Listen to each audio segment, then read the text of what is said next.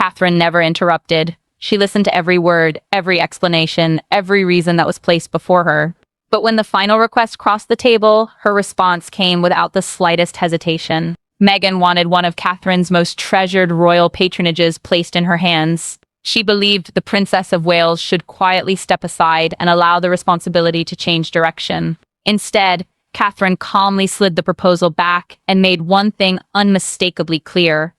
The patronage was not up for discussion. The atmosphere shifted instantly. What had begun as a conversation about charitable work became something much larger, a deeply personal clash over responsibility, trust, and the future of royal service itself. As Meghan outlined her proposal, Catherine remained composed. At the heart of the discussion was the Royal Children's Health Alliance, a charity Catherine had supported for years through her role as a senior working royal. It was far more than another public engagement on her calendar. She had invested countless hours building relationships with doctors, families, volunteers, and young patients, earning confidence through steady commitment rather than headlines. Meghan believed the organization could reach even greater heights under her influence.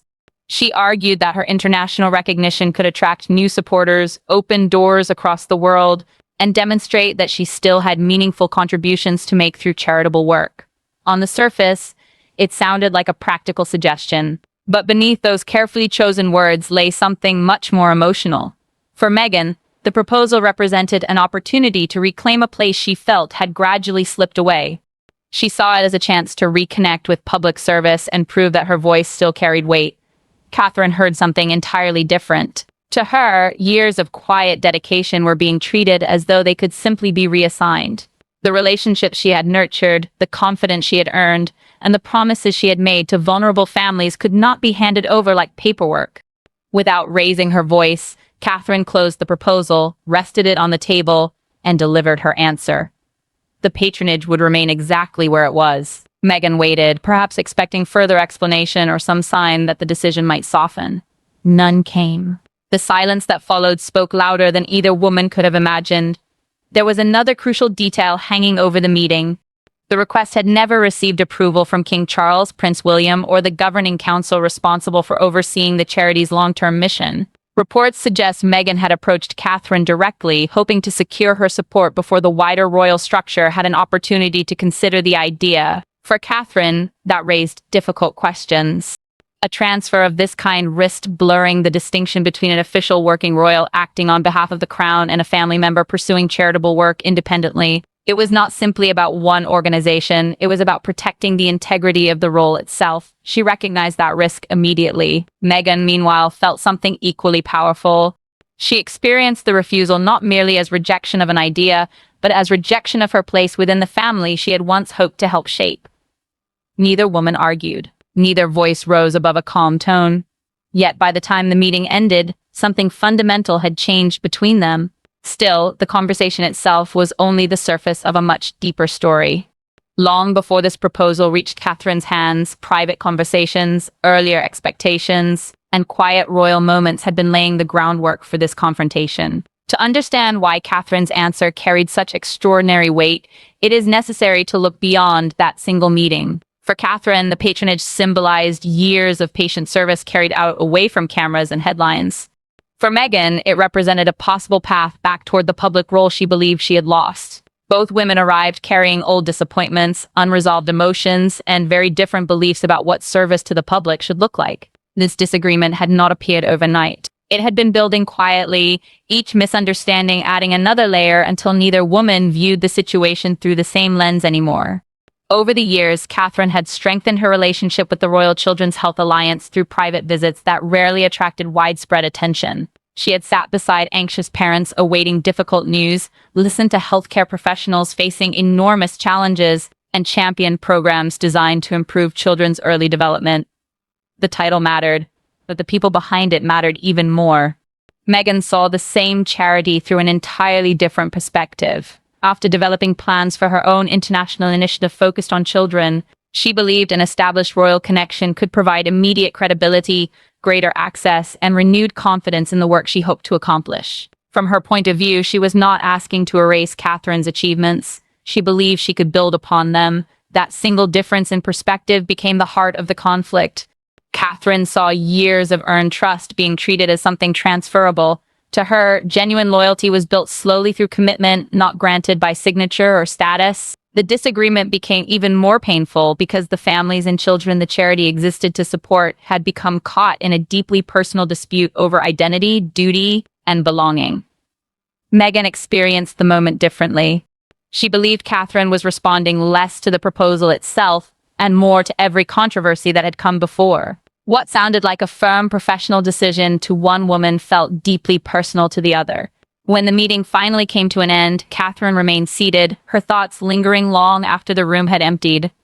But what she realized in those quiet moments would soon reveal that this confrontation had been set in motion much earlier than anyone outside palace walls had ever imagined.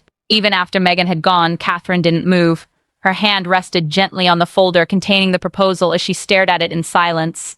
More than anything, she felt disappointed that a cause devoted to children's well-being had become entangled in what now felt like a struggle over influence and royal responsibility. The room was empty, but the conversation lingered. Across the country, Meghan returned home and immediately reached out to Prince Harry. According to reports surrounding the situation, her first concern was not the charity itself or its future projects. Instead, she spoke about the way Catherine had delivered her decision. Harry listened carefully. Protective of his wife, he became increasingly frustrated because he had supported the idea of approaching Catherine privately. He believed that a direct conversation between the two women might succeed where official palace channels had gone nowhere. What neither of them fully realized was that Catherine's decision had not been made that morning. The refusal had been taking shape for months. Its roots stretched back to an earlier incident, one Catherine had never publicly addressed, yet one that quietly changed the way she viewed everything that followed. That unresolved moment had remained beneath the surface, waiting until it could no longer be ignored. 3 months before the meeting, an elegant charity reception had unfolded with all the polished formality expected of a royal occasion. Guests smiled for photographs. Conversations flowed easily. Doctors, donors, volunteers, and families gathered to celebrate the work of the Royal Children's Health Alliance. Nothing appeared unusual. No voices were raised. No headlines emerged the next morning. Yet behind the carefully managed atmosphere, one brief exchange would eventually alter the course of everything. The event, hosted by Catherine at Windsor Guildhall, was intended to strengthen support for the children's charity she had championed for years. Meghan attended as the guest of one of the organization's international partners. Those present reportedly understood that she was there in a private capacity rather than representing the royal family in an official working role. As the evening continued, Meghan spoke confidently with several influential supporters. During one discussion, she reportedly described herself as someone who would soon help guide the charity into what she called its next international chapter. The statement sounded assured, almost as though the decision had already been made, but Catherine had never agreed to share leadership. No discussions had taken place about transferring responsibility, and no official arrangements had been approved. Standing nearby while speaking with another family, Catherine overheard the conversation. She didn't interrupt. She didn't challenge Meghan in front of the guests. Instead, she quietly absorbed what she had heard. In that instant, something changed. If donors believed a transition was already underway, then expectations were being created without her knowledge or her consent. The reception ended politely, but the questions did not. Before leaving, Catherine privately approached Meghan and asked a straightforward question. Who had authorized those comments? According to the account being presented, Meghan replied that such a transition simply felt like the natural next step. No official approval was mentioned. No senior royal was identified. No documentation was produced. Moments later, the conversation ended as Meghan walked away, leaving Catherine without the answers she had hoped to receive. The following morning brought an even greater surprise. Palace staff reportedly discovered that advisors connected to Meghan had contacted the charity's administrative office requesting internal information, including donor contacts, summaries of international partnerships, and what was described as a preliminary transition schedule outlining how responsibilities might eventually change hands. At that point, however, no transition had been authorized. According to internal accounts, one junior staff member had shared limited briefing material after being led to believe Catherine had already approved the process. When the misunderstanding came to light, it was documented in an internal report that was later placed before the princess. Catherine read every page without saying a word. She immediately instructed officials to halt any further requests linked to the proposed transition. Yet she chose not to make the matter public. Instead, she waited. She wanted to see whether Meghan would eventually approach her openly and honestly. Weeks passed. Then came the formal proposal. By then, Catherine no longer viewed it as a spontaneous idea raised in good faith. From her perspective, the process had already begun behind closed doors. When the two women met again, talk of cooperation quickly faded. The conversation became far more direct. Who truly had the authority to represent the charity? Who had earned the trust attached to it? And who had the right to speak in its name? The setting offered nowhere to hide. There were no large audiences, no ceremonial distractions. Just Catherine, Meghan, and the proposal lying between them. Meghan questioned why her idea had been dismissed so completely, describing the response as unnecessarily severe. At first, both women measured every word, but gradually, years of unresolved tension began to surface. The discussion expanded far beyond a single charitable organization. It touched on old grievances, differing views of public service, questions of fairness, and deeply personal feelings about who had been supported, who had been criticized, and who still held the authority to act under the banner of the monarchy. Reports suggest Meghan requested this second meeting within hours of receiving Catherine's refusal. She maintained that the princess had reached her decision before hearing the full vision for an international expansion. But what Catherine revealed next would suggest her decision had very little to do with the proposal itself, and everything to do with what she believed had already happened behind palace doors. Despite everything that had happened, Catherine agreed to one more conversation. This time, however, she wanted no advisors, no lawyers, no communication staff, and no senior members of the royal household. The people responsible for managing a senior royal's official duties would remain outside the room. She wanted nothing standing between two honest conversations. In Catherine's mind, if the disagreement was ever going to end, it had to end face to face, not through palace briefings or carefully crafted statements. Meghan accepted. When the meeting began, she focused on what she believed mattered most. She spoke passionately about children. She described plans for new medical partnerships, international campaigns, and supporters who, in her view, could help expand the charity's reach far beyond Britain. According to the account being presented, she argued that the organization had the potential to become a truly global force if given broader leadership. For a few moments, the conversation remained measured. Then the atmosphere shifted. Meghan's tone became noticeably firmer. She suggested that Catherine was protecting a position rather than putting vulnerable children first. Public service, she argued, should never become territory defended from someone else who also wanted to help. The words landed heavily. Catherine absorbed the criticism without interrupting. But when she finally responded, her voice remained calm. She explained that meaningful service depended on far more than vision or ambition. It required accountability, consistency, and above all, trust. She pointed to what had happened in the weeks before. Requests for internal information had reportedly been made without authorization. Conversations with donors had created expectations that no official decision supported. From Catherine's perspective, that wasn't cooperation. It was pressure. The room fell quiet.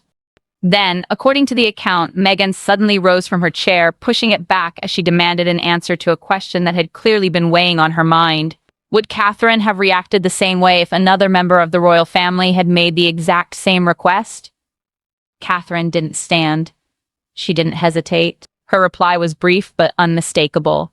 The answer would have been exactly the same. It wasn't about who had asked. It was about how it had been done. For a moment, Meghan's frustration seemed to give way to something colder. She then introduced a new element into the discussion. According to this version of events, she referred to an earlier private palace conversation, claiming that someone close to King Charles had encouraged her to believe the proposal stood a genuine chance of succeeding. If true, that suggestion carried enormous implications. It hinted that Catherine might not have held the final word after all. Catherine immediately asked a simple question. Who had said it? Meghan declined to identify the individual. That refusal transformed the entire conversation. Without a name, without confirmation, and without any evidence that the person held decision-making authority, Catherine was left wondering whether the encouragement had been misunderstood, or whether it was now being used to strengthen a proposal that lacked official backing. Meghan recognized the doubt on Catherine's face. In that instant, both women appeared to understand that the meeting had reached its limit. As she walked toward the door, Meghan paused one final time. According to the account, she warned that if palace briefings later portrayed her as unreasonable or overly demanding, the disagreement might not remain private. Catherine offered no response. She simply watched as the door closed. But one question refused to disappear. Who had given Meghan reason to believe this proposal could move forward in the first place? Behind palace walls, influence is rarely exercised through dramatic confrontations. It often takes shape through quiet conversations, informal reassurances, and carefully chosen words that can later be interpreted in very different ways. What looked like a personal disagreement between two women now appeared to touch something much larger, because royal patronages are not personal possessions. They exist within a system built on public responsibility, institutional trust, and the authority of the crown. As senior figures examined the proposal more closely, one issue became increasingly difficult to ignore. Reports suggested Meghan was seeking a leadership role connected to the monarchy while no longer carrying out the official duties expected of a working royal. That distinction mattered enormously. When Prince William reviewed the proposal, he reportedly became deeply concerned. From his perspective, allowing such a transfer could blur the line between those officially representing the monarch and family members pursuing independent public work. To William, that wasn't a technicality. It touched the credibility of every royal appointment made in the crown's name. But there was another layer to his concern. He believed Catherine had been approached directly because she was known for avoiding public conflict whenever possible. If that restraint had been mistaken for a willingness to give way under pressure, he had no intention of allowing that perception to stand. Meanwhile, King Charles faced a far more delicate balance. He remained aware of the continuing tensions surrounding Prince Harry and hoped to avoid deepening divisions within the family. Yet he also understood that official royal responsibilities could not be reshaped solely by personal relationships or emotional appeals. A royal patronage represented a formal commitment between the crown, the organization involved, and the royal entrusted to support it. According to the account, the king studied the proposal carefully in the privacy of his office. After reading through the documents, he quietly removed his glasses, placed the papers aside, and reflected before offering a measured conclusion.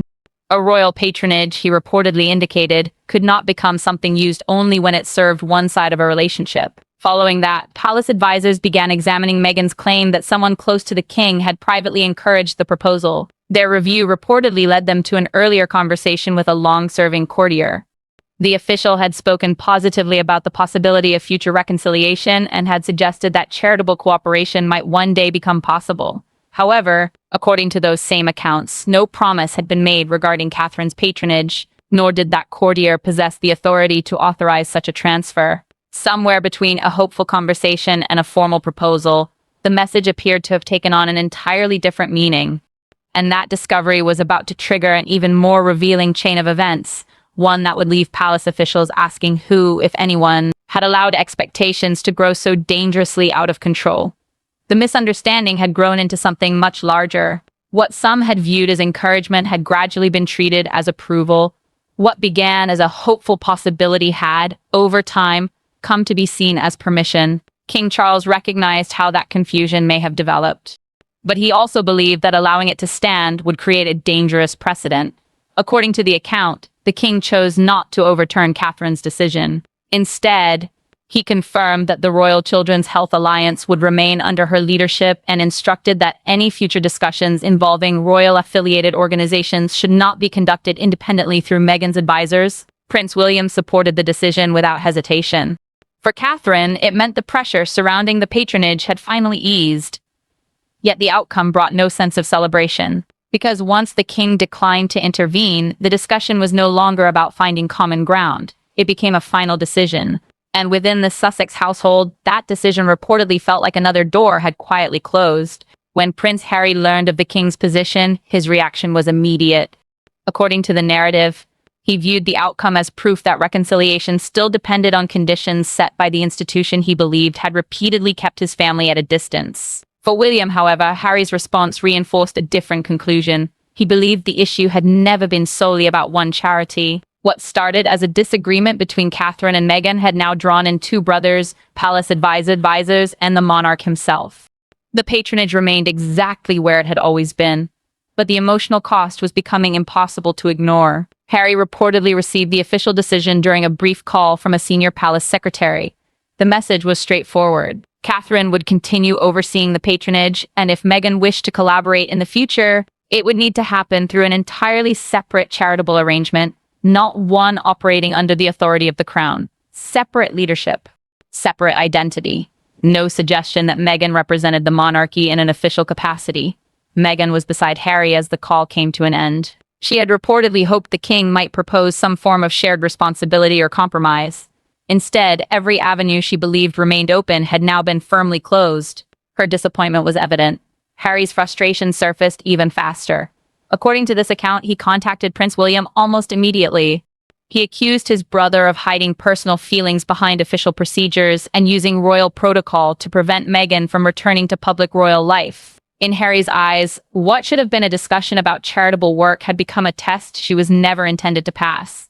William rejected that interpretation. He insisted that Meghan remained free to support children, launch charitable initiatives, and raise funds for causes she cared deeply about. But, he argued, an official royal position could not be separated from the responsibilities and obligations that came with serving the crown. To William, that distinction was fundamental. To Harry, it sounded like another form of exclusion. The conversation ended without resolution. When the call was over, Harry reportedly placed his phone down in silence. Meghan waited nearby, searching for reassurance. But the quiet between them revealed what neither wanted to admit.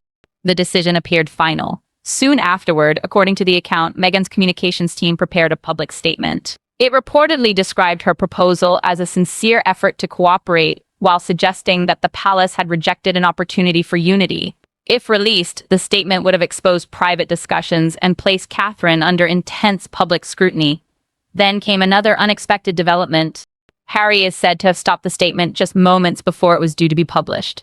He reportedly feared that making the dispute public could permanently damage what remained of his relationship with King Charles and potentially prompt palace officials to respond with documentation relating to the earlier unauthorized contacts involving the charity. Although Meghan was initially reluctant, the statement was ultimately withheld.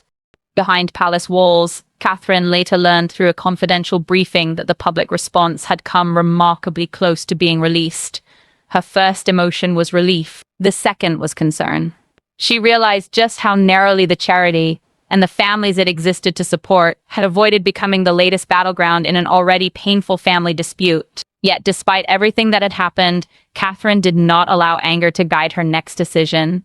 As both households braced for what many feared could become another chapter of conflict, she stepped away from official advisors and into a far more personal conversation. That evening, there were no briefing papers, no private secretaries, no carefully rehearsed palace language. After their children had gone to bed, Catherine and William sat together alone, reflecting not on public headlines, but on what the disagreement had done to their family. Although Catherine had retained the patronage, she found little satisfaction in the outcome. She believed clear boundaries had needed to be defended. At the same time, she understood that a decision delivered without compassion risked deepening wounds that had already affected everyone involved. She told William she could not reconsider transferring the patronage. Too many years of dedication stood behind it. Too many staff members had worked tirelessly to protect its mission. And rewarding actions that had reportedly bypassed proper channels would send the wrong message to everyone who had upheld the charity's integrity. For Catherine, protecting the organization also meant protecting the families who had never asked to become part of a royal disagreement. William understood her reasoning completely. Even so, another concern remained. He worried that offering any alternative, even one made in good faith, might be interpreted as weakness.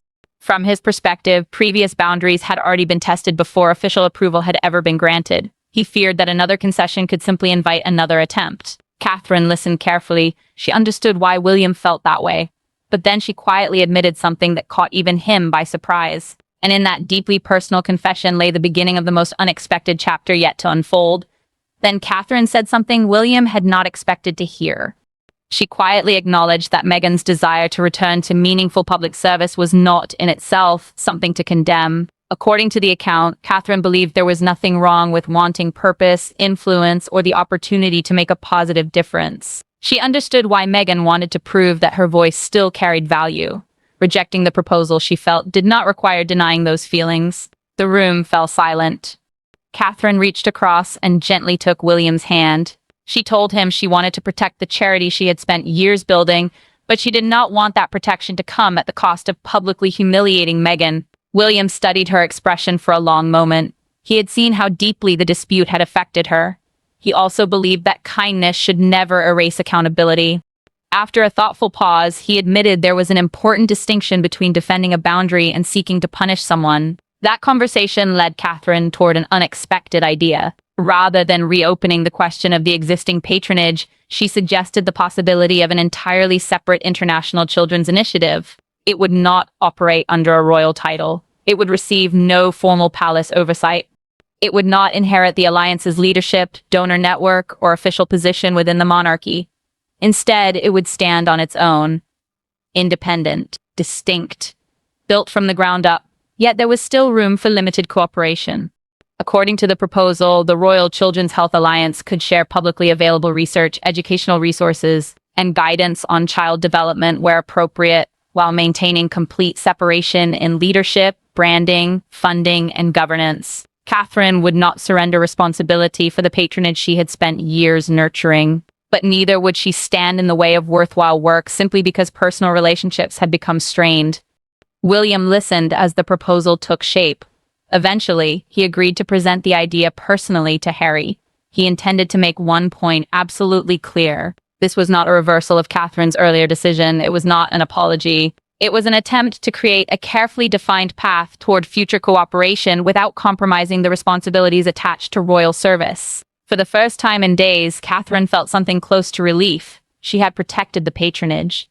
At the same time, she believed she had left open the possibility for constructive work beyond palace structures. If accepted, the proposal would allow Meghan to build something entirely her own instead of inheriting something Catherine believed had to remain under its existing leadership.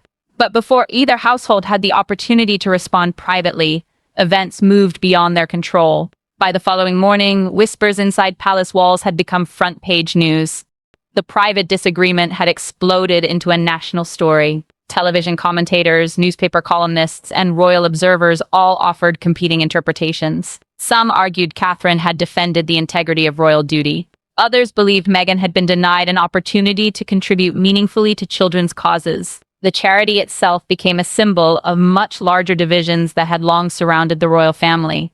Yet amid all the headlines, one image resonated more powerfully than any opinion piece: Catherine arriving for a scheduled visit with children supported by the charity. She carried on with the engagement exactly as planned, focusing entirely on the families before her while debate about the patronage dominated the news. Palace officials responded cautiously.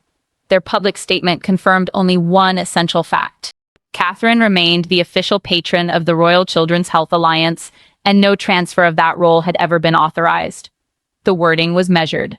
It defended Catherine's position without directly criticizing Meghan, but the careful language did little to calm the growing public debate. Within hours, Meghan's representatives issued their own response.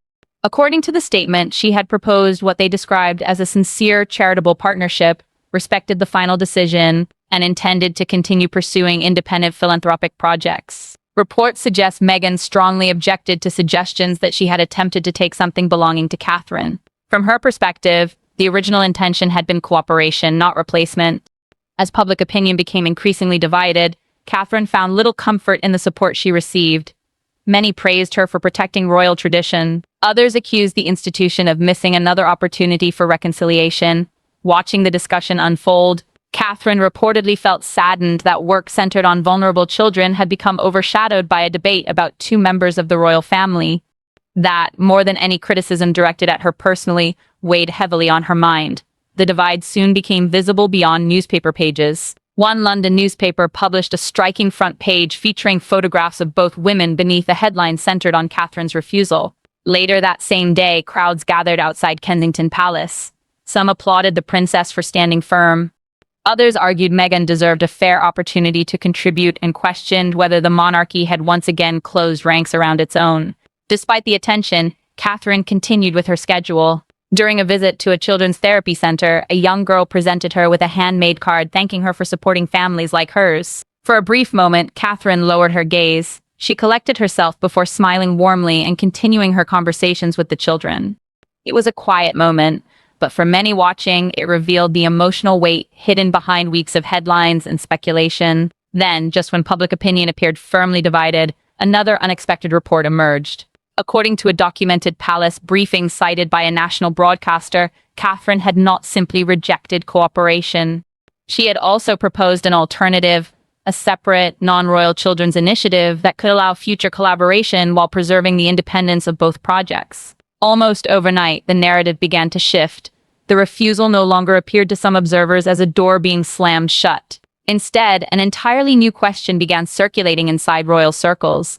If Catherine had quietly offered another path forward, why had almost no one known about it until now? And the answer to that question would prove even more surprising than the disagreement itself. The story that had dominated headlines for weeks did not end with a dramatic victory for either side. Instead, it ended with something far more complicated. What had once looked like an immovable barrier slowly began to resemble a boundary, with a different road running alongside it. According to the account, Meghan ultimately accepted the idea of pursuing an independent children's initiative in principle. Reports suggest she recognized that continuing to fight for Catherine's patronage risked shifting the focus away from charitable service and toward questions of status and position. As public attention gradually faded, so did much of the noise surrounding titles, protocol, and palace politics. What remained was a simpler question. How would two women, whose relationship had been tested repeatedly, choose to move forward? Catherine's refusal never resulted in Meghan receiving the royal patronage she had sought. Instead, it established a clear line while leaving open the possibility of a different kind of cooperation. From Catherine's perspective, protecting the work entrusted to her did not require turning disagreement into public humiliation. And for Meghan, although no official royal role was restored, the opportunity remained to develop charitable work under her own leadership, independent of palace structures. It was not the outcome either side had originally imagined. It was difficult. It was imperfect. But according to this narrative, it offered clarity where months of uncertainty had existed before. The Royal Children's Health Alliance remained under Catherine's leadership with the reported backing of Prince William, King Charles, and the organization's governing council. To Catherine, the decision was never simply about preserving a title. It was about safeguarding years of relationships, commitment, and trust that she believed could not be transferred through family pressure alone. Meanwhile, Meghan turned her attention toward building an international children's initiative outside the framework of the monarchy. Without royal status or palace authority, the project would stand on its own merits. That independence offered freedom. It also came with responsibility. Reports suggest Catherine later sent Meghan a private message explaining that her refusal had never been intended to prevent her from helping children. Rather, she said, the decision centered on trust, process, and accountability. According to the account, Meghan responded without challenging the final outcome. She acknowledged that members of her advisory team had moved too quickly and accepted that approaching donors before receiving formal approval had damaged confidence in the proposal. Then came what was described as one final private conversation. No advisors, no palace officials, no prepared statements. Just Catherine and Meghan speaking directly. According to this version of events, Catherine explained that genuine cooperation could only begin once questions of ownership had been set aside. A long silence followed. Then Meghan reportedly answered with a simple sentence. Then we begin separately. Whether those exact words were spoken cannot be independently confirmed, but within this account they marked the moment both women accepted that moving forward did not require erasing everything that had happened before. Neither attempted to rewrite the past. Neither claimed every disagreement had been resolved, but both accepted the reality of the boundary that had been drawn. The ripple effects extended beyond them. According to the account, Prince Harry later withdrew the suggestion that William alone had engineered the rejection after recognizing that the decision reflected broader institutional support. In return, William reportedly agreed that palace communications would avoid publicly attacking Meghan over the failed proposal. King Charles, meanwhile, is said to have approved the possibility of a future research-sharing campaign between the two separate charitable organizations, one designed to encourage cooperation without blurring authority or leadership. If accurate, the arrangement reflected the same principle that had guided the final decision from the beginning. Service could be collaborative. Responsibility could not be transferred without the structures that supported it. In the end, Catherine emerged having protected the charity she believed she was entrusted to lead. Meghan moved forward with the opportunity to create something entirely her own. And the monarchy, according to this account, sought to preserve institutional boundaries while leaving room for future goodwill. Whether viewed as a story of duty, reconciliation, or the challenges of balancing family relationships with public responsibility, one message remained at its heart. Sometimes the strongest decisions are not the ones that close every door. They are the ones that protect what already exists while allowing space for a new beginning somewhere else. Thank you for watching. If you enjoyed this video, don't forget to like, share your thoughts in the comments, and subscribe for more in-depth coverage of the royal family and the stories shaping its future. We'll see you in the next video.